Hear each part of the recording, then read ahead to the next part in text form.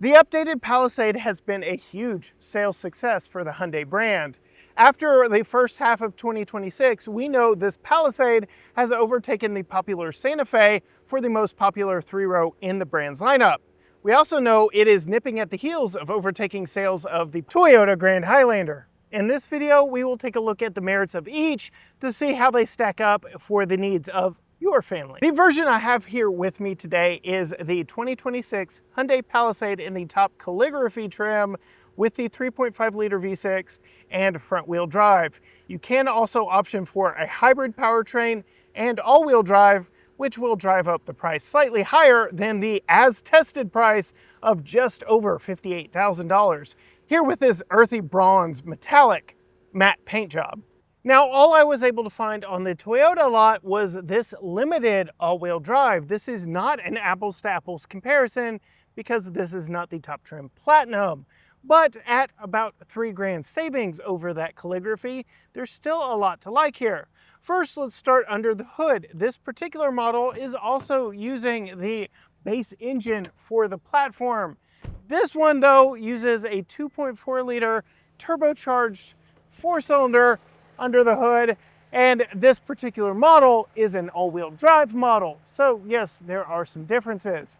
The top powertrain in the Grand Highlander is also a four-cylinder powered hybrid. Wheel design is an area I feel Hyundai has always had an edge, and here with the top trim calligraphy, we get these very nicely designed multi-spoke, multi-finish 21-inch wheels wrapped in some Pirelli rubber. These are 265/45 R21-inch Pirelli Scorpion MS tires. We don't get very flashy wheel designs here on this limited model, but they are still 20 inches in diameter, wrapped in these Continental Cross Contact tires. These are 255/55 R20s. I think they look good enough. Now, style is completely subjective, but I feel like the style of the Palisade absolutely works. Whereas the smaller Santa Fe went boxy and very angular, the Palisade has gone very round and curvaceous. From its rounded nose with very imposing grille and headlights to this very sleek profile that isn't overstyled, we still get some nice elements like this metallic sail panel behind the rear windows. It all works very nicely with those 21-inch wheels. Toyota went a more conservative route with the overall style on the Grand Highlander, giving it a more traditional boxy SUV shape, which I am not frowning upon. I also really love this ruby red flare pearl paint. Moving inside the Hyundai Palisade, this is what is making this SUV so popular. Its living room lounge-like interior. To match the earthy bronze exterior, we do have the brown leather interior here with Nappa leather seating. You can see we do have two-person memory seat with a light massage for the driver here, your door handles, and then a lot of cubby storage here in the doors. Very large pocket here, very large pocket down there. Multi-way adjustable seat here with lumbar and lounge mode that does include this extending ottoman leg rest here as well. These seats are heated, ventilated, and are quite comfortable. Moving in behind the steering wheel, you can see we have two 12.3-inch screens here for driver information and infotainment duty. We also have a nice head-up display that gives all pertinent information right in the driver's line of sight. We do have this very premium two-tone steering wheel with all the necessary buttons for controlling your driver assistance and your infotainment.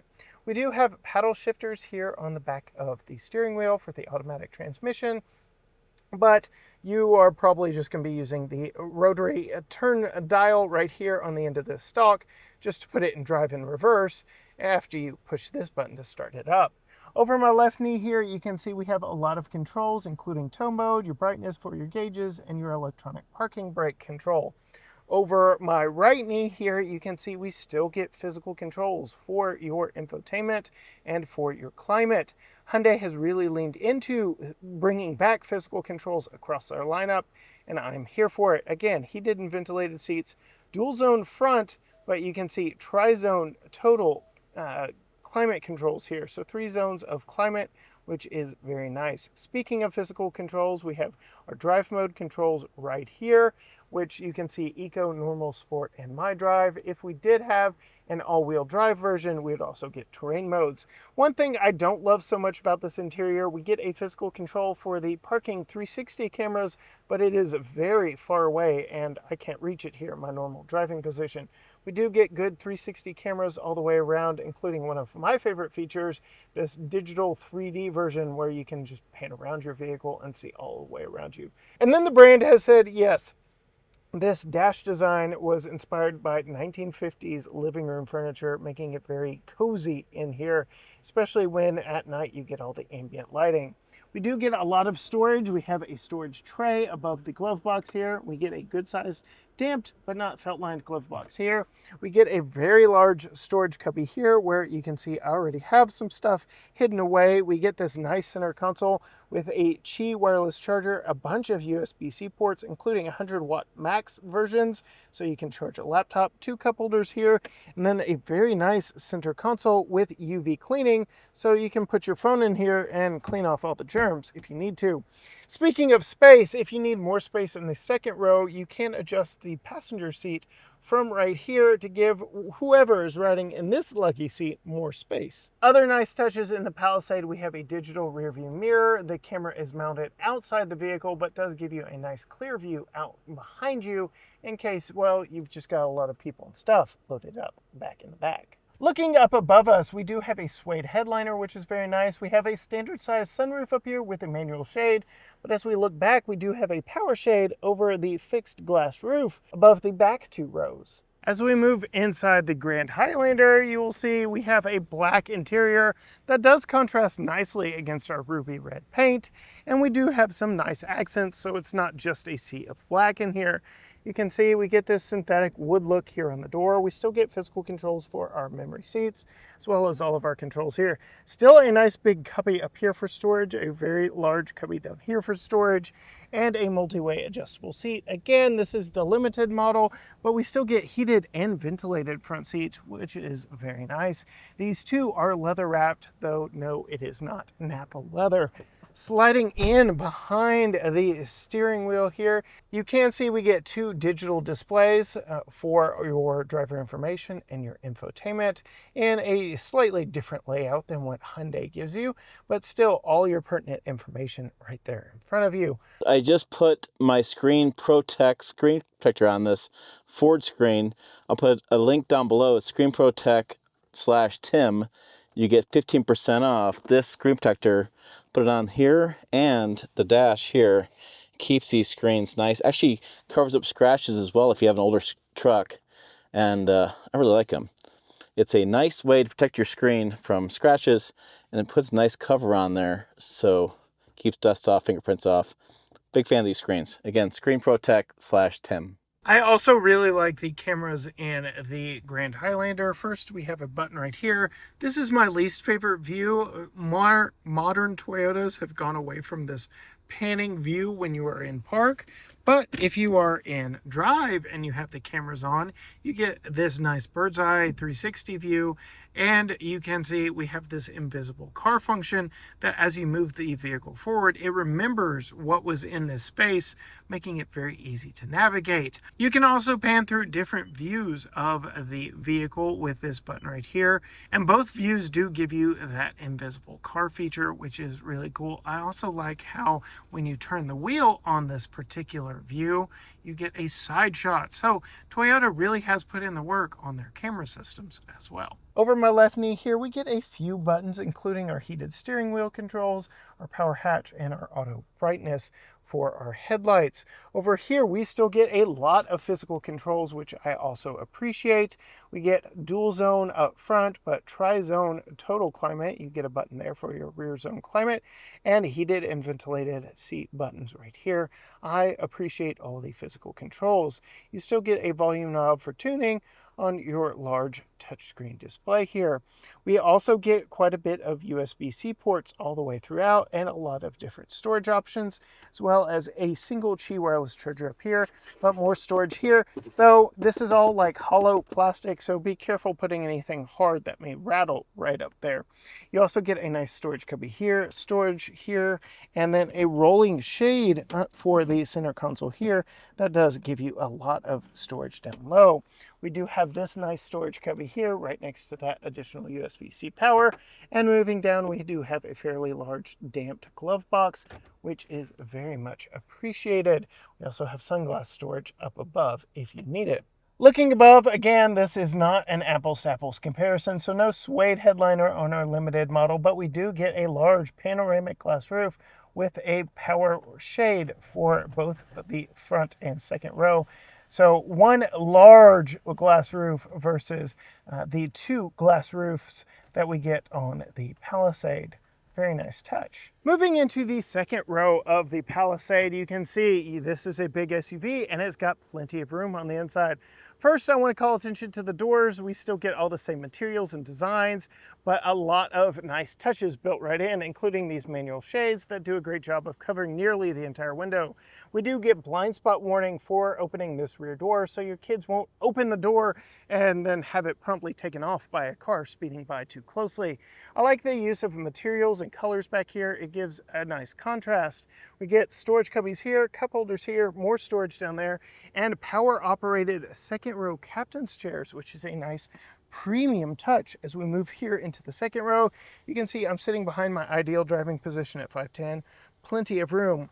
We get some additional power in the way of a 3-prong household style power outlet here, 2 more 100-watt power outlets in USB-C form right here, and even more storage in this pull-out drawer underneath the center console.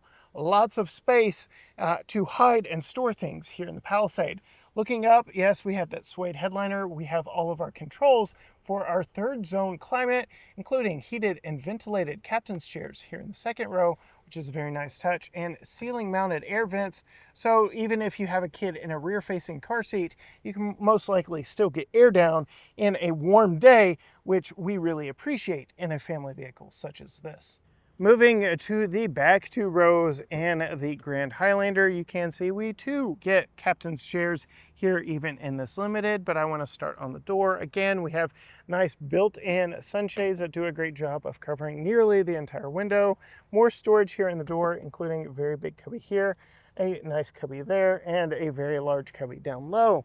We do not have power seats here on any trim of the Grand Highlander, so manual adjusting captain's chairs, which we'll talk about a little bit later as we get into that third row.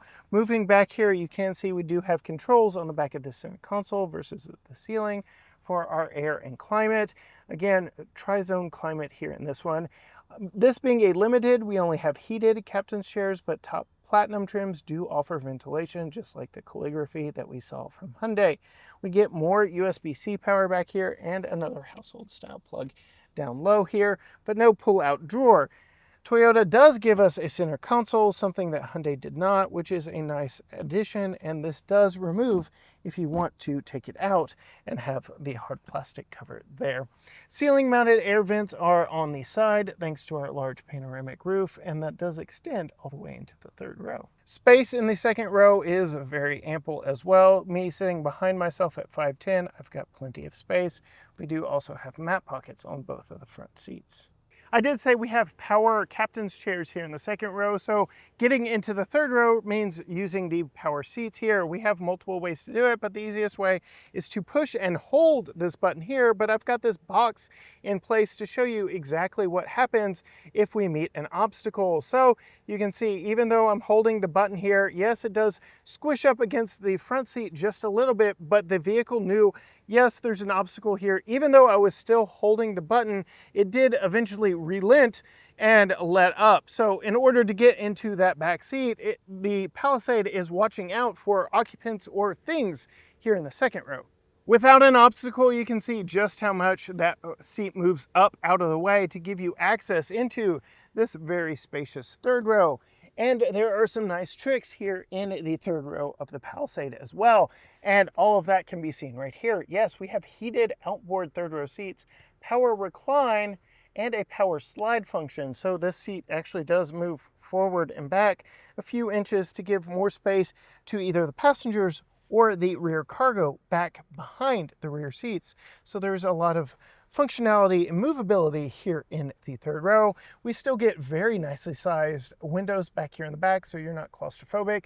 And our air vents are still ceiling mounted back here, giving good airflow to whoever is riding in the third row of seats. Now this is again where I remind you that I am 5'10" tall, and I can ride in the third row very comfortably. I currently have this seat all the way back, as I do here with the second row of seats, but there is still no touching going on between my knees and the second row seat back. I also have plenty of headroom back here, but I can power recline for even more if I'd like it. There are multiple ways to get comfortable in all three rows of the Hyundai Palisade.